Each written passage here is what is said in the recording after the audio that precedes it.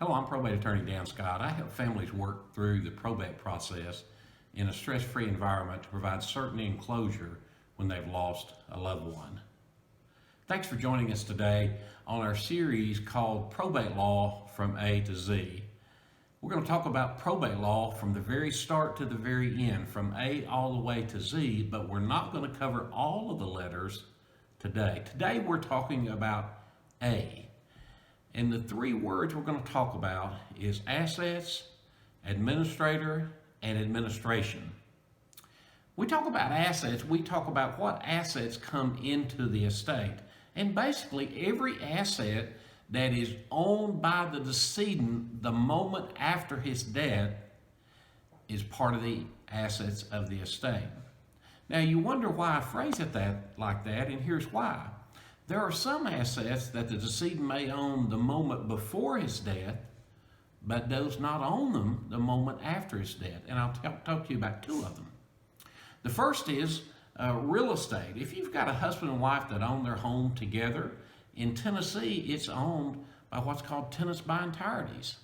And the nature of that ownership is that when the first one dies, the moment after they die, it becomes 100% owned by the survivor by operation of law. And so what that means is the moment before the husband's death, he has an interest in the real estate, but the moment after his death, he doesn't. So the real estate, the house, is not an asset of the estate. There's another good example, and that's life insurance. If you think about life insurance, the husband has a life insurance policy, named the daughter as a beneficiary, and the policy the moment before his death is an asset of the husband. And he could change the beneficiary. He could liquidate the policy. He could transfer the policy to somebody. But the moment after his death, he can no longer do any of those things. And in fact, the survivor, the beneficiary under the policy, the death beneficiary, her interest is now arises, and nobody can take it away from her. And so the moment before his death, he had an interest in the life insurance policy. A moment after his death, he didn't. And those would not be assets of the estate. Now, the administrator, that's the second word, administrator, the administrator's responsibility is to gather up assets of the estate. Well, what is an administrator? Or, if it's a female, administratrix. That's the personal representative that's responsible for administering the estate in the probate court.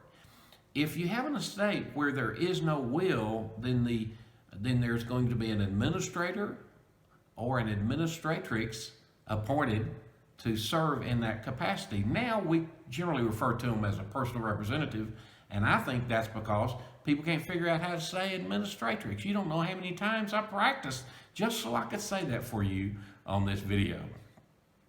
But the personal representative is responsible for, you see how I went all the way from administrator down to personal representative? Wait till we get to P's.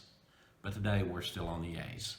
So the personal representative has a responsibility to gather up the assets, to give notice to creditors, to review any claims that are filed, and if the claims are objectionable, to object to any claims, and then to pay claims if they're proper, and then once all the claims are paid, to distribute the remaining assets to the heirs at law. And when we get to H, I'll talk with you about heirs at law. And so the third A for today is administration.